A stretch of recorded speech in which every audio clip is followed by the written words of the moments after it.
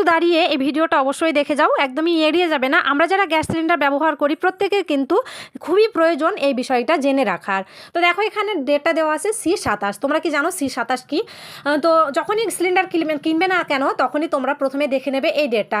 প্রথমে আমরা বলে দিই তোমাদের 12টা মাস আছে, তার 12টা মাসকে 4টে ভাগে কিন্তু ভাগ করা হয়। দেখবে গ্যাসের সিলিন্ডারে লেখা থাকে A, B, C, D। তো 4টে ভাগে কিভাবে ভাগ করা আছে? এ মানে হচ্ছে কি জানুয়ারি, ফেব্রুয়ারি, মার্চ, এই 3টে মাস নিয়ে হচ্ছে এ। তারপরে এপ্রিল, মে, জুন, এই 3টে মাস নিয়ে হয়ে গেল তোমার বি।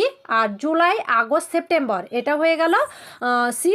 আর অক্টোবর, নভেম্বর, ডিসেম্বর এটা হয়ে গেল মানে ডি। তাহলে আমার এখানে লেখা আছে C27। তার মানে হচ্ছে কি এটা জুলাই, আগস্ট, সেপ্টেম্বর এই 3টে মাস নিয়ে এই সিলিন্ডারটা, মানে এটার লাস্ট ডেট হচ্ছে কি সেপ্টেম্বরে, এটা এক্সপায়ার ডেট, মানে 2027 সেপ্টেম্বর পর্যন্ত যাবে। তো আশা করি তোমরা পুরো ভিডিওটা দেখার পরে বুঝতে পারলে। তো যদি কোনো ডাউট থাকে অবশ্যই কমেন্টে জানাবে।